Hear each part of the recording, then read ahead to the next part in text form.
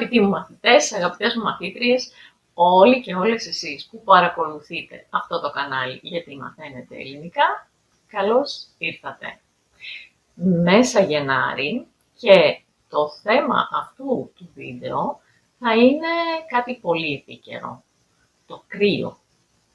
Όχι οποιοδήποτε κρύο, το κρύο στην Ελλάδα. Πιστεύετε ότι κάνει κρύο στην Ελλάδα? Και πόσο κρύο κάνει στην Ελλάδα? Αν μένετε στην Ελλάδα, σε ποια περιοχή μένετε? Έχει κρύο εκεί που μένετε? Και πόσο κρύο?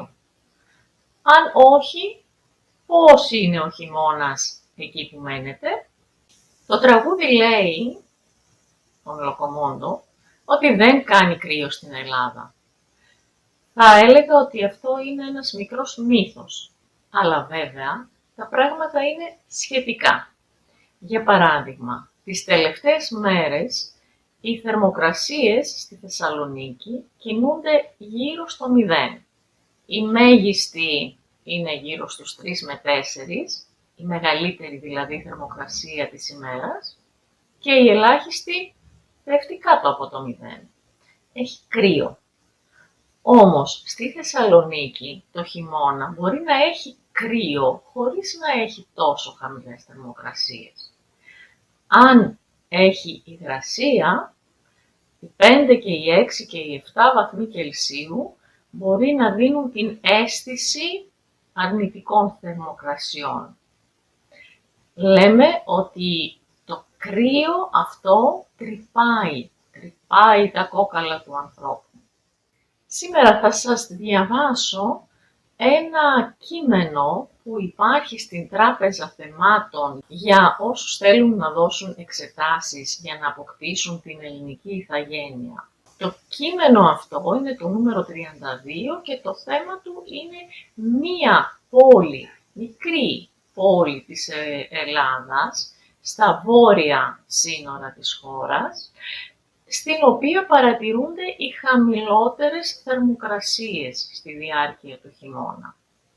Θα σας διαβάσω το κείμενο έτσι όπως έχει και κάτω θα βάλω επίσης και τις ασκήσεις κατανόησης του κειμένου έτσι όπως υπάρχουν στην Τράπεζα Θεμάτων. Ξεκινώ το διάβασμα. Να κάνουμε μια μικρή βόλτα.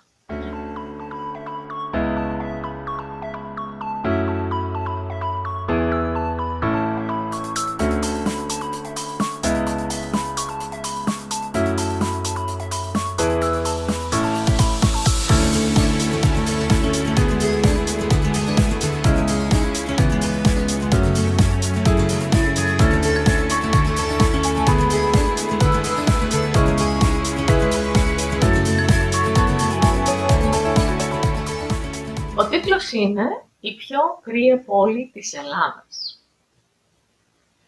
Τον Ευρωκόπη το αποκαλούν Σιβηρία των Νοτίων Βαλκανίων.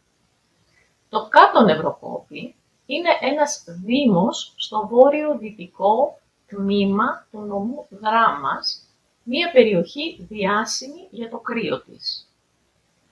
Έτσι έχει καταγραφεί στη συνείδηση των Ελλήνων πολιτών το άγνωστο για πολλούς σημείο αυτό στο χάρτη, εκεί όπου καταγράφονται οι χαμηλότερες θερμοκρασίες κατά τους χειμερινούς μήνες. Μία μικρή εξήγηση αυτών που διαβάσαμε. Τον Ευρωκόπη το αποκαλούν Σιβηρία των Νοτίων Βαλκανίων, του δίνουν αυτό το όνομα, το λένε και έτσι. Είναι ένας δήμος, οι δήμοι είναι ενότητες, διοικητικές ενότητες στην Ελλάδα. Κάθε χώρα για να διοικείται χωρίζεται με διαφορετικούς τρόπους. Ο πρώτος βαθμός αυτοδιοίκησης, κάτω-κάτω, είναι οι δήμοι στην Ελλάδα. Μετά είναι πολλοί δήμοι μαζί, σχηματίζουν μία περιφέρεια και μετά όλες οι περιφέρειες μαζί σχηματίζουν όλη την επικράτεια της χώρας. Οι δήμοι δηλαδή είναι ο πρώτος βαθμός τοπικής αυτοδιοίκησης και οι περιφέρειες ο δεύτερος βαθμός. Έτσι έχει καταγραφεί τον Ευρωκόπη στη συνείδηση. Καταγράφω κάτι, σημαίνει το γράφω, το σημειώνω για να το έχω, για να το θυμάμαι. Έχει καταγραφεί στη συνείδηση, δηλαδή σαν να είναι η συνείδηση των πολιτών ένα τετράδιο που σημειώνουμε σημαντικά πράγματα και λέμε «Αχα, Νευροκόπη, κρύο, Σιβηρία, πολύ κρύο». Και εκεί καταγράφονται οι χαμηλότερες θερμοκρασίες. Εδώ πια το καταγράφονται σημαίνει όντως κυριολεκτικά σημειώνονται. Έχουμε ένα αρχείο με όλες τις θερμοκρασίες, κάθε μέρα, κάθε τόπος κτλ. Και εκεί καταγράφονται, εκεί σημειώνονται, εκεί βρίσκονται, υπάρχουν οι χαμηλότερες θερμοκρασίες. Πάμε παρακάτω. Οι επιστήμονες αποδίδουν το φαινόμενο των πολικών θερμοκρασιών στο γεγονός ότι τα γύρω βουνά εμποδίζουν την είσοδο θερμών αερίων μαζών στο λεκανοπέδιο. Αποτέλεσμα είναι να δημιουργούνται καιρικές συνθήκες όμοιες με της Σιβηριανής στέπας. Σύμφωνα με τα δεδομένα, ο χειμώνας διαρκεί 6 έως 7 μήνες, με τον υδράργυρο να ανεβοκατεβαίνει μεταξύ -15 και -30 βαθμών. Δεν είναι σπάνιες οι χιονοπτώσεις τον Μάιο, ακόμη και στα τέλη Ιουνίου, όπως συνέβη το 1996. Οι επιστήμονες αποδίδουν το φαινόμενο. Αποδίδω κάτι σε κάτι, σημαίνει είναι η αιτία του. Ποια είναι η αιτία του φαινομένου? Η αιτία αποδίδεται, το φαινόμενο αποδίδεται στα γύρω βουνά που δεν επιτρέπουν την είσοδο θερμών αερίων μαζών. Λεκανοπέδιο. Λεκανοπέδιο είναι μία πεδιάδα η οποία περιτριγυρίζεται από βουνά. Έχει γύρω-γύρω βουνοκορφές. Το λεκανοπέδιο της Αττικής. Η Αττική είναι μία περιοχή, εκεί που είναι χτισμένη η Αθήνα, που γύρω-γύρω είναι περικυκλωμένη από βουνά. Ο υδράργυρος ξέρετε τι είναι. Είναι αυτό το υγρό το οποίο βάζουμε μέσα στα θερμόμετρα. Τα παλιά μάλλον θερμόμετρα, τα σύγχρονα είναι πλέον ψηφιακά. Όμως παλιά κάθε θερμόμετρο είχε τον υδράργυρο μέσα, ο οποίος καθώς ζεσταίνεται διαστέλλεται, οπότε ανεβαίνει μέσα στη σωλήνα που έχει το θερμόμετρο και όταν ψύχεται συστέλλεται, οπότε κατεβαίνει παρακάτω. Ανεβοκατεβαίνει μεταξύ 15 και 30 μείον 15 και μείον 30 βαθμών. Ανεβοκατεβαίνει. Ανεβαίνει και κατεβαίνει. Ανεβαίνει και κατεβαίνει. Ανεβοκατεβαίνει. Δεν είναι σπάνιες οι χιονοπτώσεις. Σύνθετη λέξη. Πέφτει, χιόνι ή χιονόπτωση. Πέφτει βροχή. Έχουμε βροχόπτωση. Μπορεί να έχουμε χαλαζόπτωση, αν πέφτει χαλάζι. Τριχόπτωση, αν πέφτουν τα μαλλιά μας. Η βλεφαρόπτωση. Η βλεφαρόπτωση είναι μια ασθένεια όπου δεν μπορεί να κρατήσει κανείς το μάτι του ανοιχτό και πέφτουν τα βλέφαρά του. Και πάμε παρακάτω. Για τους 8.026 κατοίκους, ο σκληρός χειμώνας είναι μέρος της καθημερινότητάς τους. Η κάθετη πτώση του υδραργύρου αρχίζει από τα μέσα Οκτωβρίου, οπότε και ξεκινούν τα πρώτα κρύα και ο κάμπος του Νευροκοπίου ζει σε ρυθμούς σκληρού χειμώνα έως και τον Απρίλιο, με το χιόνι να αγγίζει μέχρι και τα 2 μέτρα. Φυσικά, τους κατοίκους του Νευροκοπίου τους πονάει ιδιαίτερα η κατανάλωση πετρελαίου. Σύμφωνα με τον μέσο όρο, ένα νοικοκυριό χρειάζεται τουλάχιστον 5.000 ευρώ για θέρμανση. Τους κατοίκους όμως του Νευροκοπίου, λέει το κείμενο, τους πονάει ιδιαίτερα. Και βλέπετε ότι το πονάει εδώ είναι μέσα σε εισαγωγικά. Σημαίνει ότι δεν πονάει κυριολεκτικά, όπως πονάει ένα χέρι, ένα πόδι, ένα δόντι, οτιδήποτε, αλλά μεταφορικά.